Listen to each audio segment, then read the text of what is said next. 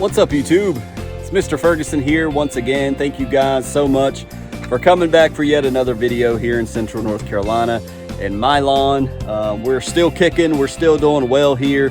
Thank you all for the continued support. Thank you guys that have subscribed. If you're new to this channel, I am not a lawn care professional, as I always have to say. I am just a DIYer, like many of you out there watching these videos, giving you tips and tricks, experiences that I've been through, going through, and what I've learned from my lawn, just showing you guys, vlogging these things and taking advice from pros, from lawn care plans, applying them to the lawn, showing you if they work, if they don't work, the best that I can, and just trying to have a nice looking yard. And so far, we've been successful here. So please hit that subscribe button, share if you would consider doing so. We greatly appreciate it.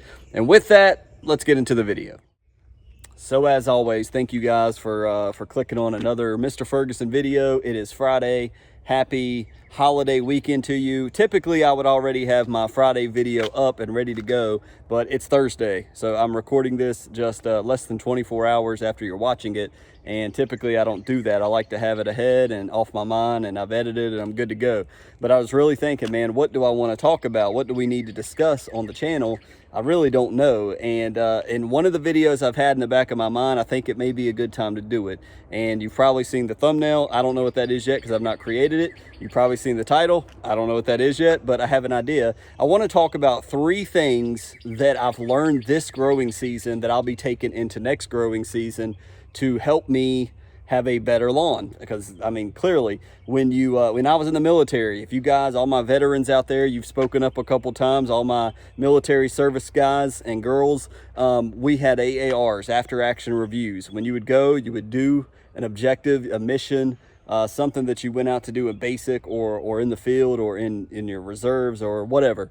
You know what I'm talking about. You would have an AAR, an after action review. Okay, what was the pros, the cons? What do we need to work on? And I kind of apply that into my lawn life and to my personal life. Hey, what do I need to work on? What went well? What didn't go well? What do I need to improve on? So I want to talk about 3 main things, and there's probably plenty more, but I want to talk about 3 main things that I'm going to be taking into this fall, to my next growing season.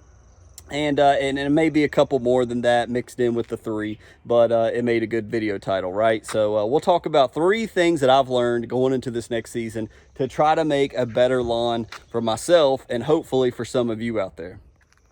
Quickly, before we go into the 3 things, I did want to update you guys. We've still yet to get rain.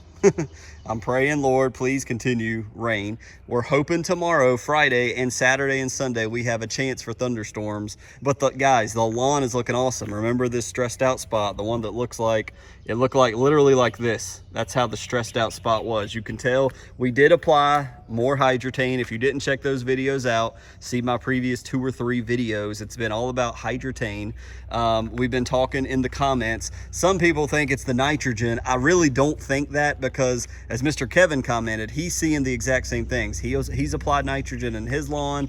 He's seeing stressed out spots. So I don't think nitrogen, and plus, all the stressed out spots I'm seeing are my usual stress out spots, especially over here on the hill, especially right here. This is always stressed out.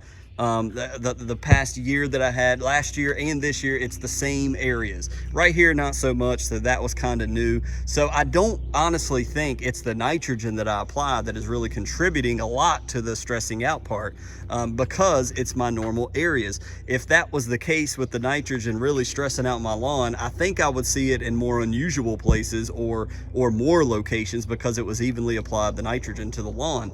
So I don't think that's the case, guys, and that's just my opinion. But as you see, we're early in the morning. We're around 9 o'clock in the morning, so we haven't had all that daytime heat hit the lawn just yet. When it does, yesterday I did some watering. Again, my bill, if you missed last video, was $280 in the month of May last month. So we cannot, my family cannot keep affording to pay $280 for water every month to keep this lawn alive. But, and you can even tell, I hope you can see it in the 4K here, this area, you can still see the growth right here, and this section is thick and lush, and it looks like it's probably about 6 inches tall. Just behind that, in this area, it's still short and it's not growing as much, and that's because of the heat stress. That's because of some of the stuff we see. And you can kind of see, as I showed last time, yes, it is on a slight decline right here, but you can see the growth right here at the concrete, how tall that is. If I raise it up, how it slumps down into almost like it goes like this and then raises back up, and it gets a little bit thicker down here. So this is the area right here that likes to stress out, and it's behind in the growth as this. I think this is, as I mentioned, I think this is a little bit thicker because I sweep off my fert right here into the ground, and obviously it makes it healthier, and some of the water run off right here. So who knows? But all in all, so far, the second application of Hydretane has seemed to help. I can say that. I got an email yesterday from Yard Mastery saying, we're back ordered on everybody, there's a run on Hydretane right now. And I know it's East Coasters like us, because we don't have rain at all. And we're suffering out here, and our bills are high, and we're like, oh, 50% water bill reduction? Heck yeah, let me get some of that. So Yard Mastery sent me that pleasant email that, hey, you'll get it eventually. So I'm like, okay. So the Hydretane we have down is what we have. I did hear what you guys were saying. Hey, you need to get Hydretane down before. I 100% agree with you. However, this heat literally came out of nowhere. This is summer heat for North Carolina. This is not usual. Typically we're in the 80s here, but we've jumped. And but this weekend we're supposed to drop down to the 70s. So that cool down I was hoping for, it's coming, and we're likely to get some rain with it. So please, Lord, let that be the case. So just wanted to update you on that. We're doing okay. Our nitrogen has not destroyed our lawn. It's still looking just as sexy as ever. So just wanted to show that to you guys. We're doing well. And with that, let's talk about the 3 things that I've learned this year that I'm going to be carrying into my 2021-2022 growing season next year. All right, guys, so let's talk about the 3 things that I have personally learned this growing season that I'm going to be taking into 2021-2022's growing season. Number 1, what I've learned is Kentucky Bluegrass, the GCI Cool Blue. I've learned that it looks phenomenal. GCI Cool Blue is what it is. It is that 15% mix of Kentucky Bluegrass, 85%, sorry, math is not my strong suit, 85% turf type tall fescue from GCI. There's no weed seeds in it, no noxious weeds in it. I have been more than pleased with GCI seed. I plan to continue to use GCI seed, but I will not go to GCI Cool Blue next year. Why, Mr. Ferguson? Cool Blue was awesome. I've seen all the pictures and online. Yes, GCI Cool Blue is phenomenal. But here in Central North Carolina, me and Mr. Kevin, like I tell you guys, I bounce a lot of things off him and talk to him about a lot of things, and I've already told him these same things. I am not going to buy GCI Cool Blue for my lawn next year or this coming fall to overseed with it, because the Kentucky Bluegrass, while it does take double the water that turf type tall fescue is, I've now seen it for myself in my yard. Number 1, you've got the seed heads that look exactly like POA.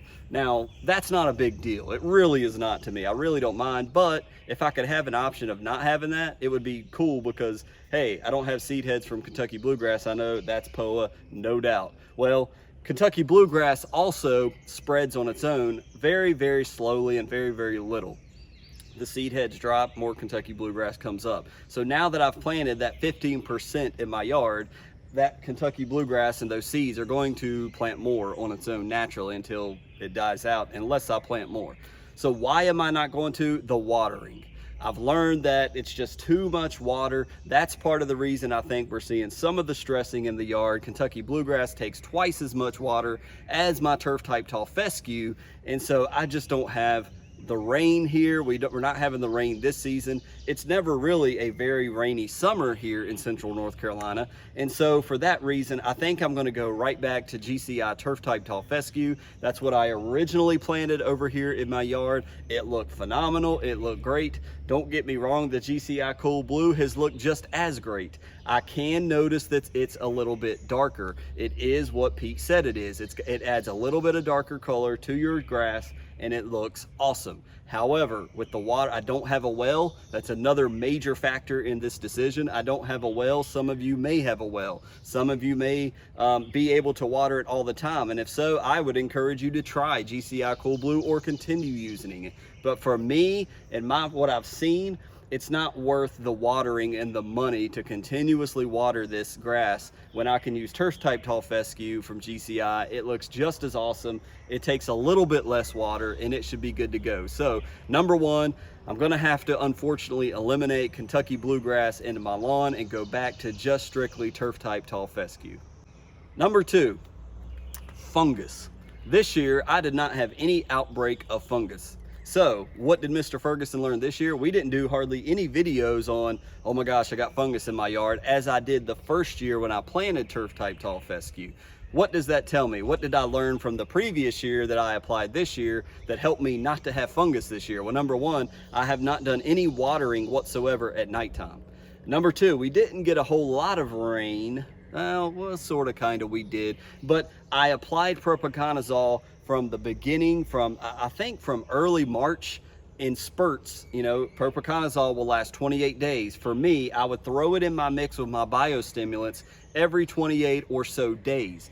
And I believe my understanding and experience of what I've seen in my lawn is because I did that, I never had a true outbreak of fungus in my yard.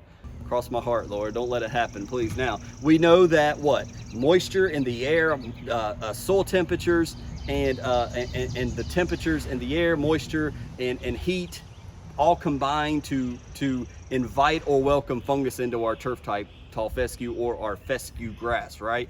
I really didn't see a big issue with that. The propiconazole either prevented it and did its job to, get off me bug, to prevent it from coming into my yard, or if I did have a little bit of it, I never knew, because applying that 0.5 per 1,000 square foot propiconazole application 2 or 3 times this year, I never had a big outbreak. I never saw anything like what I saw the first year I planted fescue. So number two, big thing that I learned, please be on top of your fungicide, Mr. Ferguson. Put that propiconazole down. Even if it's with biostimulants, it works just as well. And I believe that's a huge reason why I didn't have to battle any fungus this year. Number three, I can't remember. Number three, potassium. We've been talking about it on the channel here lately. One of the things that I know is that, yes, this heat that we're currently experiencing, in a combination with no rain at all, potassium is huge and important. So one of the things that shocked me just a few videos ago that you guys saw when I opened up that soil test live in a video with you guys, that my potassium was exactly what it was the year before. It was minuscule, not even close to the optimal line of being good. So what does that tell me? Number one, that tells me that with the regular fertilizer and with the regular biostimulants that I'm putting down according to my lawn care plan, I am not getting enough potassium in my yard on that plan, on doing these things repetitively. I'm not getting enough K in my yard. I need to supplement a 0048 shot earlier, not when the heat comes or hits, but prior to that. We want to get the, as John Perry said in the video that I linked in, I think the last video, in the Lawncology video, he talked about getting that potassium in the soil, in the blades of the grass, prior to the heat coming. Just like some of you guys have been preaching, Mr. Ferguson, you should get the Hydrotain down before the heat. I agree with you 100%, but man, when the heat comes out of nowhere and you're caught off guard with your pants down, you're reacting, not, you're being proactive, not reactive, is what we want to do. I'm being reactive on the Hydrotain this year. So, point being, I want to be proactive with my K next year. 2 years in a row, I do a soil test in May and I see my K is like that high on my bar graph. That tells me, okay, just doing Flagship, doing Milorganite, doing these fertilizers, doing these biostimulants, I'm not getting enough potassium. No matter how much it's saying is in these fertilizers, I'm getting some nitrogen in there, I'm getting all the other stuff, but I'm not getting a lot of potassium into my yard. I have to be somewhere around April pumping potassium to get ready for May and June, July in North Carolina. At least this is for me. This is what I've learned. It may be different where you live with the soil condition that you're dealing with. We always say here on my channel, do a soil test, do a soil test. Can potassium hurt your grass? Yes. If you have a high level of potassium in your yard and you're out there saying, well, Mr. Ferguson threw 0048, I'm gonna do that too. Well, then you're likely to hurt your grass because you already have a high percentage in your yard. I had a I had a deficiency in my yard, which is why I pumped so much potassium in. Now, has that made a difference? I believe it truly has. I believe I may have done it just in time with this big heat wave that we've had to really, it's just now getting into my roots. I've just received my Yard Mastery soil test, and here in just a week or so, we may do a video about doing another soil test, not like the one we did prior. We're gonna send that off, but we may just do the results here on the channel. But I believe that potassium is in my soil, is in my blades of grass now, and it is helping to keep it alive. This time last year is when I began to see my grass just fade away, as I've mentioned 1,000 times here. I apologize for saying it all the time, but my goal this year was to not let it get destroyed by the sun. And when I saw that soil test, guys, it was like, what? I've been putting down everything according to the lawn care. Well, my soil is just deficient in K and potassium and potash. And so I'm working hard to get that into my lawn. So that is the 3 things that we're gonna bring into the next season. Number 3, we're gonna get our K into our yard early. And these are things I'm gonna write down in my lawn plan. We're gonna get the K going. A real test needs to probably be done in the beginning of April to see where my potassium levels are. Very likely it's not going to be high, it's going to be very low, and so we need to start getting K into my yard in April, because we've learned this year that heat in May can come quick and out of nowhere. Number 2, we talked about fungus. By applying propiconazole periodically, not just one shot of it and then, okay, see ya fungus. No, by putting it in my biostimulants with my RGS, my Aerate, my Humic 12, my Microgreen, just throwing some propiconazole in there, I've not had a major outbreak with fungus this year like I really did in the front yard, the side yard last year, the 2020 season. I had it bad. No, excuse me, 2019. I had fungus a lot and I fought it and I won the battle, but it was a process to get rid of that. And it was, you can go back and watch the videos still in the channel history. And number 1, what we've learned is the Kentucky bluegrass. Man, it just takes so much water to keep the bluegrass happy. And with being on city water and city sewer and being working a normal 9-to-5 job, I don't have the money and the funds and a well to be able to provide the Kentucky bluegrass the moisture and the water that it needs to survive and look awesome. Now it looks awesome right now, but guys, we're only in May. We are just now about to go into June. We got July and August to come, and those are the hottest months of North Carolina. Clearly on the East Coast, you know what I'm talking about. So the real heat isn't even here. But as some of you have mentioned, the Hydratane may not have even really kicked in because the humidity has not been around like we typically have in the summer. So we do have hope there. And I do have another gallon of that Hydratane coming eventually, which we'll reapply, I'm sure, in the summer months, and maybe even before I go to beach. That's really going to be one of the big tests, is when me and the family go to a beach for a week. I might ask Mr. Kevin to help me out maybe once, just to see if everything's dying on me, but that's going to make me really nervous, honestly, when I leave my yard for a week and not able to come out and even spritz it or water it. I don't have an irrigation system, so that's going to make me a little bit nervous, but we will survive. So those are the top 3 things I've learned. Leave what you've learned about your lawn in the comments. I'd love to read you guys, even if you've got Bermuda grass or centipede or zoysia, you warm season guys. Yeah, it's like a club. Are you warm season? Yo, we cool season over here, bro. We doing well. No, I'm just kidding. That was a terrible, I had a friend from Jersey in the military. That was a terrible accent. He'd be mad at me. But let me know in the comments what you guys have learned this season. Have you learned the same things? The other thing that I didn't mention, I guess this would technically be number 4, but this was huge for me, is I have not sprayed one time. I've been meaning to. Let me show you. Hold on. My daughters bought this at Dollar Tree for something they were doing. I don't even know. I thought about filling this little thing up with some triplet and mixing water in to spray, because I honestly don't have any weeds. Thick yard prohibits so much weeds, and it's amazing. I've not done anything specific, like I'm not going to have any weeds in my yard. No, I just plant the seed and I've not had any weeds. Where I have planted all good seeds, I have very little weeds. I will tell you, I was telling Mr. Kevin, I can take you to two like plants, weeds that I know of. One back here behind me near the shed, and then there's some up by the road, clearly where the junk is and gets ran over and trampled, and the grass dies off and then weeds fill in. But in the yard, hardly anything. And so a thick yard, I have learned, if I plant a thick yard, weeds aren't even an issue. I've got all that gallon of triplet and speed zone, and I honestly have not used it at all this season. Honest to God, Lord is my witness. I've not used it at all. The only thing I've killed is what we killed back here to put the pine straw down on. So a thick yard, when you're planning this season, for my cool season folks out there, when you're planning, keep that in mind. Buy that 50 pound of seed. I know GCI has went back to a 45 pound bag. If you're just overseeding with, like me, 8,000 square feet of property, I think that might be okay, and I may just do 45 pound, but I'm going to really measure it out and be on top of how many pounds per thousand I want to lay down, because I want a thick yard. If I survive with all my grass, clearly I don't need to buy as much seed as I had to do this past fall, because everything died off and it was like starting over again because I had no potassium in my yard. So we've learned a lot over the past 2 years, and I hope this video and these tips and this discussion, even though it's one of these talking head videos, I hope it's helping out somebody out there.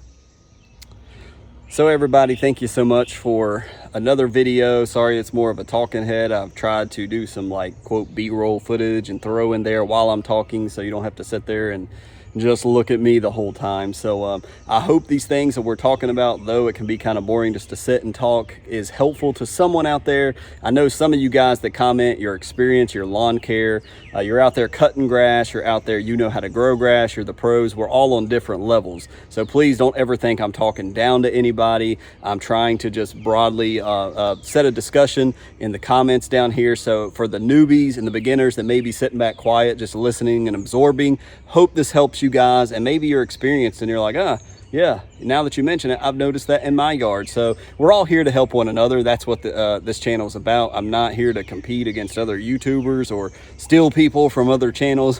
We're here to just help one another. And as I mentioned, I want you guys to be so successful in your lawns. This is not a competition, because you don't live by me. Otherwise, I'd blow you out of the water. Just kidding.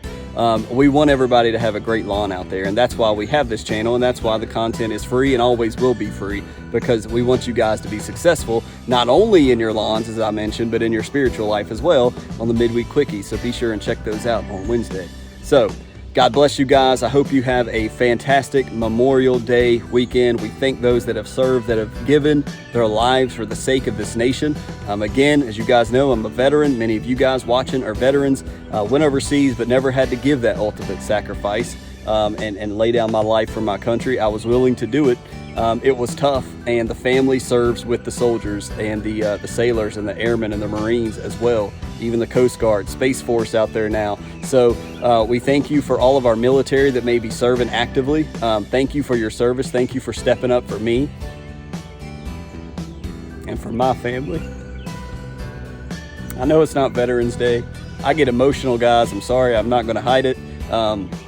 Thank you. I've been in those rooms on the holidays and on the weekends thinking, man, in America, my family, they're cooking out, they're going camping, they're on the boat, they're swimming.